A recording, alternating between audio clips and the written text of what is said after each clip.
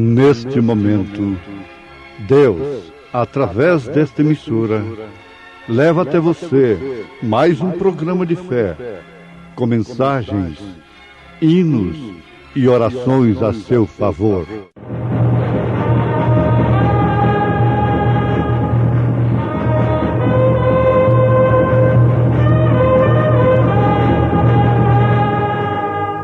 Fé para vencer.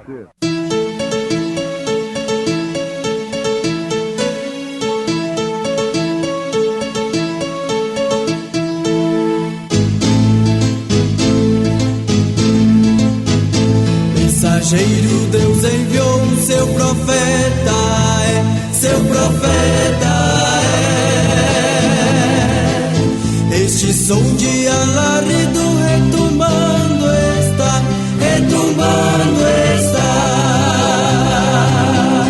E as águias de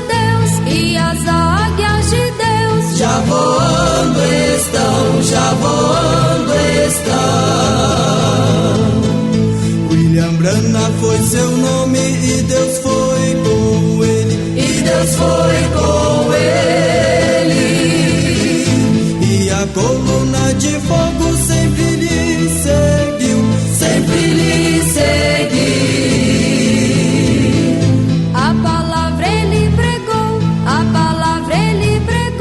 com fidelidade. Mas vós sois a geração eleita, o sacerdócio real, a nação santa, o povo adquirido, para que anuncieis as virtudes daquele que vos chamou das trevas para a sua maravilhosa luz.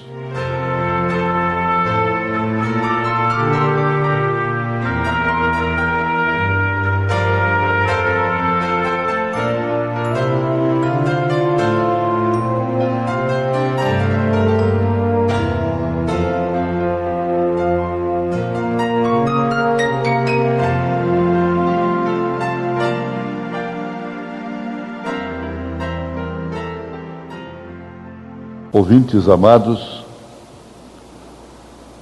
Deus não é misturador, Deus é separador. O seu corpo não se divide, é claro. Isso significa que, falando da sua igreja noiva, linguagem bíblica, igreja esposa de Cristo, ela não se divide.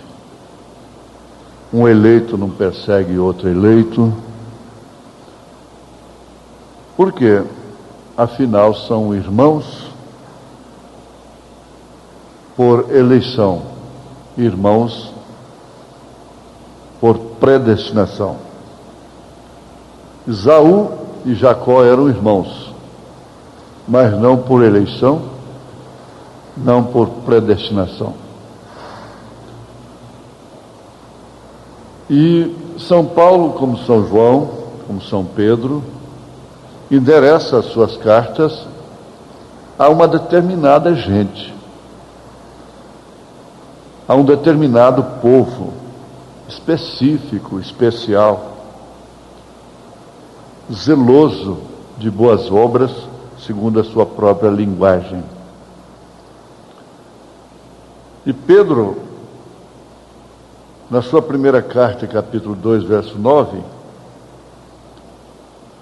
depois de escrever sobre um assunto tão importante que leva essa igreja noiva, essa esposa, a se identificar como tal, ele diz: mas vós sois. Isso não é para o mundo todo. Isso não é para toda a humanidade. Lá no Éden já havia diferença. Caim era uma semente, Abel era outra, muito diferente. Lá no Calvário, 2 ladrões, um era diferente. Mesmo sendo ladrão, mesmo sendo salteador, era completamente diferente. Você já conhece muito sobre esses 2 ladrões. ele está entre a geração eleita. Maria Madalena está entre esta geração eleita. Sacerdócio real. Homens simples, pescadores, indoutos, cultos, pobres, pouco ricos, também têm feito parte desta geração eleita. Se referindo a essa noiva, nós temos do profeta de Deus para esta era uma visão de profeta. Visão todo mundo tem. Tem gente que só vive tendo visões. Mas isso tem a ver com o Apocalipse. As visões proféticas têm a ver com as Escrituras, com os eventos. E ele diz: vou contar-lhes esta visão. Caí numa êxtase. E quando fiz, senti que havia alguém comigo. Eu não via a pessoa. Era somente uma voz. Eu olhei, e enquanto olhava a este lado, ele disse: a noiva aparecerá primeiro. Olhei e vi um grupo de mulheres formosas e bem vestidas que vinham para mim. Parênteses. Por que mulheres? Não haviam homens? Porque mulheres representam a igreja. A mulher é o tipo da igreja. Todas se pareciam e estavam vestidas diferentes. Eram mulheres jovens e tinham cabelos longos, vestidos longos, com mangas. Pareciam como que de uns 20 anos de idade. Aquele que me falava e eu estávamos de pé juntos. Elas eram de aparência dócil. Veja só o que significa realmente a igreja de Cristo. E você vai ver a igreja que não é de Cristo, que não é esposa. Parecia que havia como que uma dúzia delas ou mais.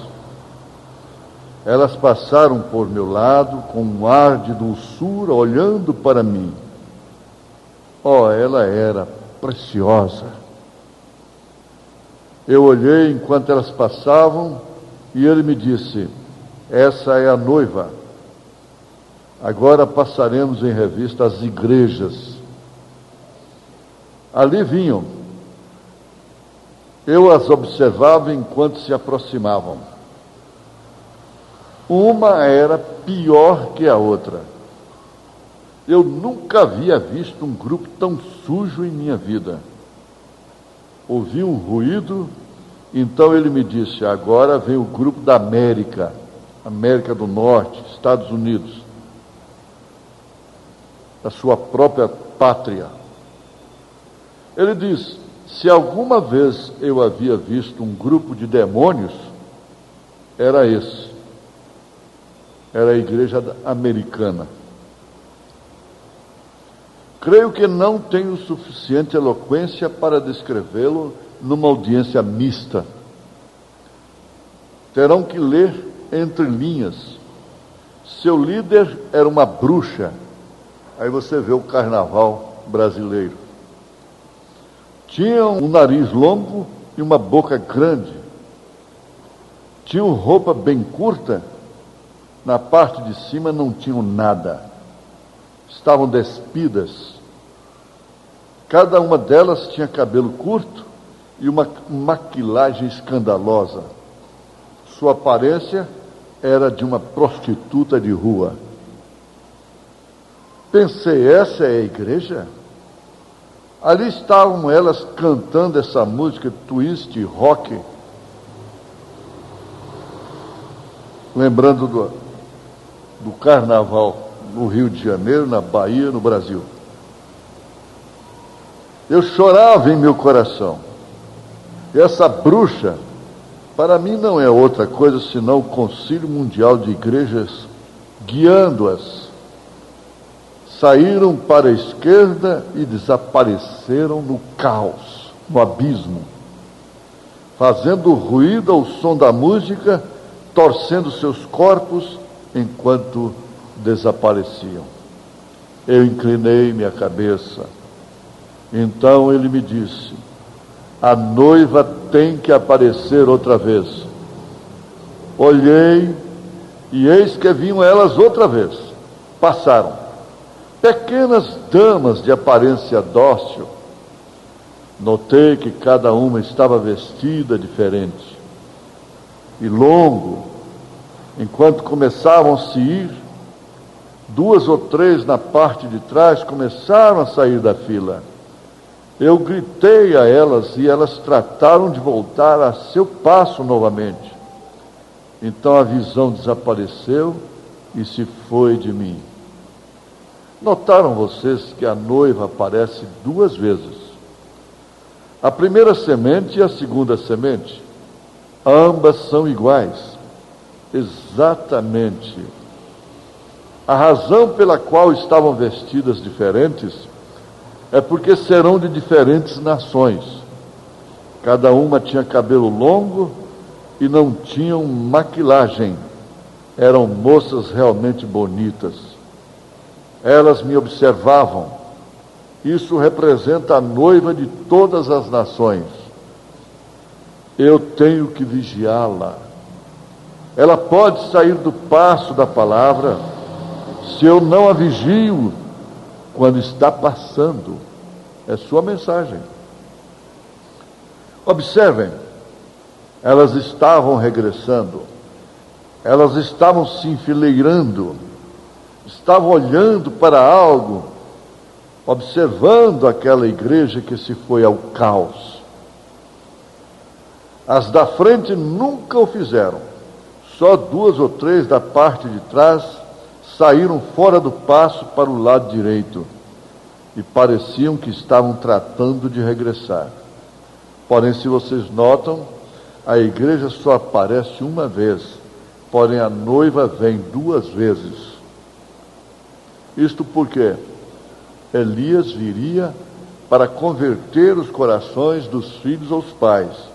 Isto quer dizer que esta noiva, neste pleno século, ela volta ao espírito da igreja primitiva. Ele continua dizendo: sem saber disto, porém compare isto com a minha mensagem. Eu não me havia dado conta. A semente caiu em Niceia. Ela foi a semente original. Ela tem passado pelo processo destas denominações que simplesmente vem à existência uma só vez. Porém a noiva regressa outra vez nos últimos dias. Eu restaurarei, diz o Senhor. Vem, a obra-prima é trazida. Essa é a razão pela qual ela apareceu a segunda vez. E a segunda vez ela foi idêntica com a primeira vez. Ó Deus, tenha misericórdia. A vida entrando rapidamente no grão, para ser novamente a semente original. Nenhuma das outras apareceu mais. Elas saíram para nunca mais regressar. Porém a noiva regressou, porque ela é alfa e ômega. Deus, o grande escultor, tem feito a ela uma obra-prima, porque ela é um pedaço de sua primeira obra-prima. Há aqui alguma pessoa que não está nesse grão, e enquanto a vida está puxando o seu último pedaço de casca, por isso é que a casca está secando, a vida a está deixando. Francamente, a tem deixado. É somente casca. O sistema está seco, está pronto para o fogo. Na verdade, trouxe vida através das eras, dos reformadores, por fim, de Lutero, Wesley, os dons pentecostais. Mas tudo isso secou, virou tudo política, virou tudo negócio, só pensa em prosperidade. Poucas são as pessoas que pensam em arrebatamento. A maioria tudo pensa em prosperidade, em bênção do Evangelho aqui nessa terra. Agora, São Pedro, mas vós sois a geração eleita, o sacerdócio real, a nação santa, o povo adquirido, para que anuncieis as virtudes daquele que vos chamou das trevas para a sua maravilhosa luz. Vós, que em outro tempo não erais povo, mas agora sois povo de Deus, que não tinhais alcançado misericórdia, mas agora alcançastes misericórdia. A graça, que é o favor imerecido, a graça de termos crido nesta mensagem precursora, é, sem dúvida alguma, esta misericórdia a qual São Pedro se refere. É a misericórdia que foi alcançada pela eleição, pela predestinação, não por sermos melhores do que ninguém, o que não somos. Jacó não era melhor do que Esaú. Israel nunca foi melhor do que nem mesmo todas as nações. Um povo que deu trabalho para Deus e tem dado até hoje, mas é a oliveira original. Cabe a Deus responder a qualquer inquiridor ousado que queira perguntar para ele se ele faz acepção de pessoas. Paulo responde: ele tem misericórdia de quem ele tem misericórdia, ele tem compaixão de quem ele tem compaixão. Isto significa eleição, predestinação, e Deus, sabendo quantos e tantos que haviam de aceitar, ele colocou seus nomes no livro da vida do Cordeiro, desde antes da fundação do mundo. E esses tais pertencem, sem dúvida, àquele grupo que o profeta de Deus viu nessa êxtase. Grupo que é regido pela palavra revelada, pela palavra do Senhor. Esse grupo não está dividido. Se há alguma divisão, ela é carnal. Paulo disse: eu não posso vos escrever como a espirituais, mas sim como a carnais, porque existem porfias, contendas no vosso meio. Eu sou de Paulo, eu sou de Apolo, eu sou de Cefas, eu sou de Cristo. Uma política religiosa dentro da igreja de Corinto. Mas ele cortou aquilo para chegar lá em 1 Coríntios capítulo 13 e dizer que ainda que falasse línguas, ainda que removesse montanhas, ainda que fizesse milagres, mas não tivesse este amor ágape que somente os eleitos, os predestinados têm. Não adianta ninguém fingir amor. Isso não é para qualquer um. Isso é para eleito. O amor ágape, amar da maneira correta, é somente para eleito. É para os predestinados. E Deus me abençoou. Deus te abençoou. Deus nos abençoou nesse instante, em nome de Jesus Cristo. Amém.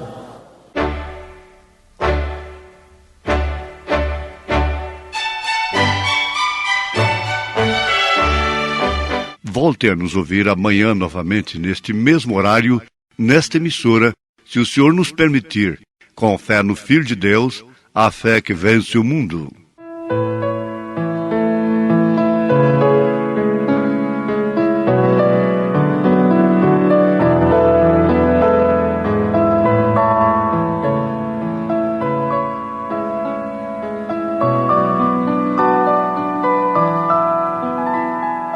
Tantos procuram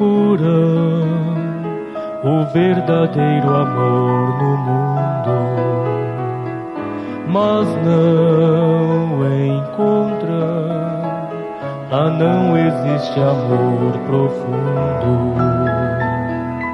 Vão buscando amor nas coisas que terminam aqui, não sabendo que o verdadeiro amor está em Jesus.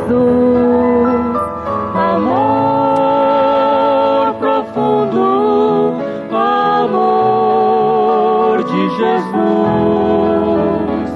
Não há no mundo outro amor superior ao amor de Jesus.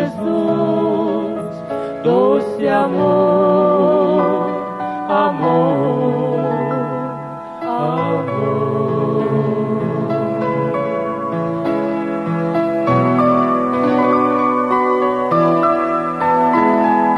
O verdadeiro amor, meu Jesus na cruz mostrou, dando a própria vida, o seu sangue derramou.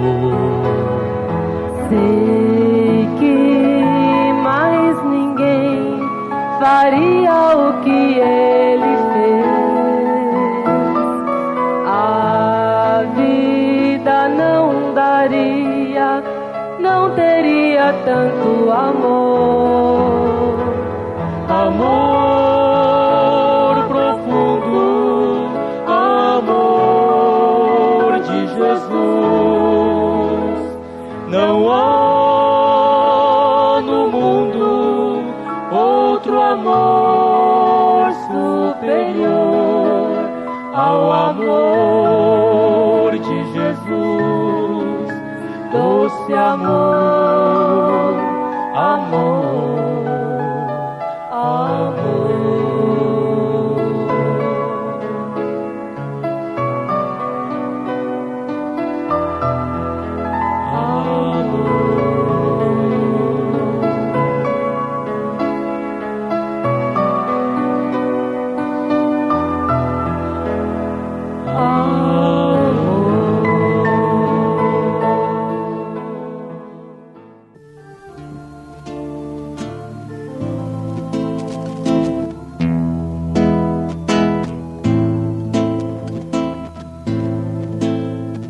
Do mundo, Jesus Cristo vem, dissipa as ilusões, tira o véu de nossos olhos, ilumina os corações.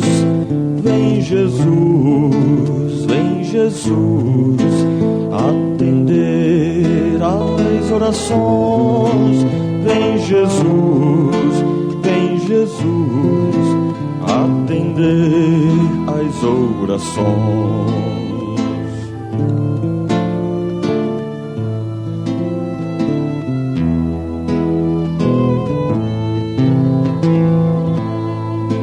Onde as trevas do pecado obscurecem teu amor, faz a luz do teu ensino dominar, ó Salvador. Resplandeça, resplandeça tua glória.